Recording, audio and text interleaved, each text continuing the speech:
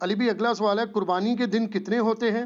3 یا 4؟ عموماً اہل حدیث مکتبہ فکر کے لوگ چوتھے دن قربانی کو جائز سمجھتے ہیں، کیونکہ ان کے نزدیک ایام تشریق سب کے سب قربانی اور کھانے پینے کے دن ہیں۔ دیکھیں یہ جہاں تک بات ہے نا کہ ایام تشریق کھانے پینے کے دن ہے، یہ تو حدیث ہے بخاری مسلم میں کہ ایام تشریق کھانے پینے کے دن ہے۔ تشریق عربی میں کہا جاتا ہے دھوپ میں گوشت کو خشک کرنا۔ پرانے زمانوں میں آپ کو پتہ ہے فریزر اور فریج والا کنسیپٹ تو نہیں تھا، نہ ہے تھے، تو لوگ گوشت کو سٹور کرتے تھے، اسے دھوپ میں خشک کر لیتے تھے، اس کی وہ باریک باریک نا کاٹ کے نا آپ سمجھ لیں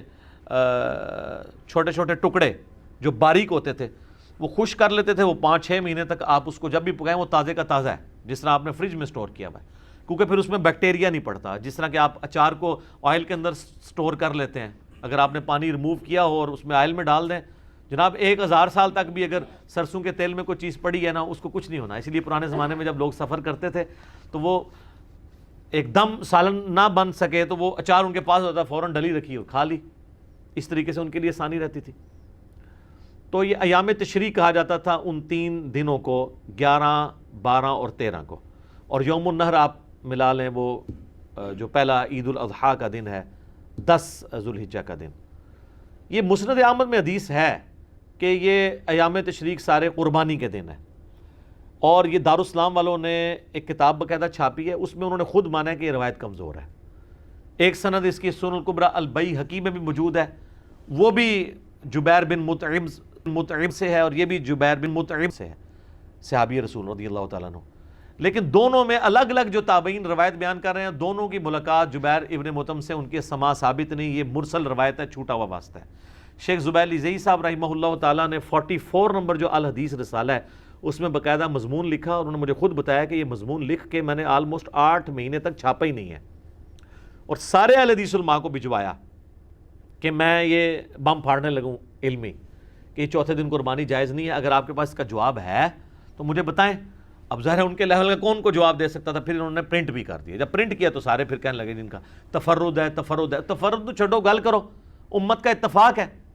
اہل سنت اہل تشیع دونوں کا اتفاق ہے کہ قربانی کے 3 دن ہیں، صرف امام شافعی اختلاف کرتے ہیں اس مسئلے میں، اور چند ایک تابعین ہیں، وہ امت کی مین سٹریم سے ہٹ کے ان کا ایک موقف ہے، باقی تو سب مانتے ہیں کہ 3 دن ہے، اور اس میں بھی افضل پہلا دن ہے۔ ہمارے پاس سب سے بڑی وہ دلیل ہے الموطا امام مالک جو حدیث کی پہلی کتاب ہے، اس میں گولڈن چینز ہیں۔ امام مالک نے امام نافع سے سنا ہے اور نافع نے عبداللہ بن عمر سے کہ قربانی عید کے بعد 2 دن تک درست ہے۔ یہ قربانی کے 3 دن ہے، عید کا ایک ہی دن ہوتا ہے۔ ابو داؤد میں حدیث ہے، نبی علیہ السلام جب ہجرت کر کے مدینہ شریف آئے تو انصار مدینہ 2 دن خوشی کے منایا کرتے تھے، تو نبی علیہ السلام نے فرمایا اللہ نے اس کے بدلے تمہیں 2 خوشی کے دن دے دیے ہیں، عید کے دن، ایک 1 شوال جسے ہم چھوٹی عید کہتے ہیں یا عید الفطر، اور دوسری عید الاضحیٰ جو 10 ذوالحجہ کو منائی جاتی ہے۔ اس لیے نماز 10 ذوالحجہ کو ہوتی ہے، 11-12 کو تو نہیں ہوتی۔ عید کے 2 ہی دن ہیں، اور بخاری مسلم میں حدیث ہے کہ عید کے یہ جو 2 دن ہیں ان میں روزہ رکھنا منع ہے، آپ نہیں رکھ سکتے۔ تو یہ عید کے 2 دن اللہ تعالیٰ نے مسلمانوں کو گفٹ کے طور پہ دیے ہیں۔ چھوٹی عید بڑی عید ہم اس کو ایک عرف میں کہتے ہیں، اس کے علاوہ بھی استعمال ہوتا ہے میٹھی عید اور نمکین عید، تو یہ سارے عرف کے ہیں، تو اس کے لیے آپ کوئی بھی ایک رکھ سکتے ہیں۔ بڑی عید ظاہر ہم اس لیے کہتے ہیں کہ سنت ابراہیمی کی یاد، اور بڑی اس لیے بھی ہے کہ ایک حج جو مسلمانوں کا ایک بڑا رکن ہے اس کے اوپر ڈپینڈنٹ ہے، اور پھر یہ کئی ایک چیزیں ہیں جو واقعی جس نے بھی یہ نام رکھا ہے یا امت میں چلا ہے، امت نے اس کو پسند کیا، تو اس میں کوئی حرج نہیں ہے۔ باقی آ جائیں اس کی طرف، تو وہ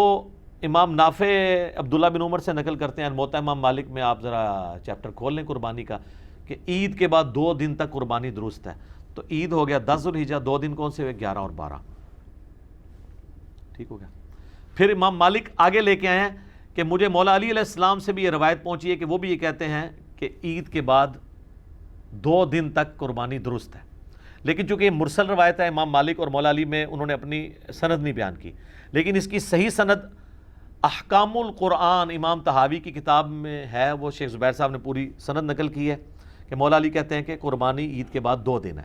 بلکہ پھر ابن عباس کا قول بھی ہے امام طحاوی کی کتاب کے اندر امام طحاوی المتوفا 321 ہجری، یہ بڑے محدث ہیں، حنفی تو بہت ان کو مانتے ہیں، اور وہ کہتے ہیں کہ ابن عباس کہتے ہیں کہ عید کے بعد 2 دن تک قربانی درست ہے اور افضل پہلا دن ہے۔ تو افضل کون سا ہوا؟ پہلا دن۔ نبی الاسلام کی بھی سنت پہلا دن ہے، تو جب افضل پہلا دن ہے تو چوتھے دن تک اسے گھسیٹ کے لے کے جانا ویسے ہی غلط ہے، اور پھر یہ چیخنا کہ ہم مردہ سنت زندہ کر رہے ہیں۔ پہلے تو ثابت کریں کہ نبی الاسلام نے تیسرے دن بھی خود قربانی کی ہو، تو پھر آپ اس کو سنت کہیں، چوتھا دن تو ہے ہی نہیں ہے، سنت تو پہلے دن ہے، ٹھیک ہے۔ اور مردہ سنت بھی یہی رہ گئی ہے، 4 دن تک اونٹ کھڑا رکھتے ہیں اور پھر جا کے چوتھے دن جناب کر کے تو سب کو ایک میسج دینے کی کوشش کرتے ہیں۔ تو سر اس سے بڑی بڑی سنتیں مردہ ہوئی ہوئی ہیں، سب سے بڑی سنت جو مردہ ہوئی ہوئی ہے سر ڈھانپنے کی اہل حدیث کے ہاں، وہ تو کوئی زندہ نہیں کر رہا کہ ہاں جی اس دفعہ ہم جو ہے وہ عید کے جو یوم النہر کے 3 دن جو ہے وہ پگڑی باندھیں گے سارے علماء، نال ہی ختم۔ ایون شیعہ اور اہل حدیث نے تو اپنی نشانی بنائی ہوئی ہے کہ ننگے سر رہتے ہیں، تو کلچرل نشانیاں بنائی ہوئی ہیں، وہ سنت کو تو اہم ہی بیچ میں نام لے رہے ہوتے ہیں۔ جیسے ہمارے سیاسی لیڈر بھی کہتے ہیں کہ وہ امت کے وسیع تر مفاد کے اندر اور قوم کے وسیع تر مفاد میں، وہ سارا مفاد اپنا ہوتا ہے سارا۔ تو یہ قربانی کے 3 دن ہے، چوتھے دن والی روایت کمزور ہے۔ اور آپ کو مزے کی بات بتاؤں، امام ولی الدین تبریزی جنہوں نے مشکات لکھی ہے، یہ شافعی تھے، قربانی کا چیپٹر کھولیں، انہوں نے چوتھے دن قربانی والی روایت لی نہیں ہے،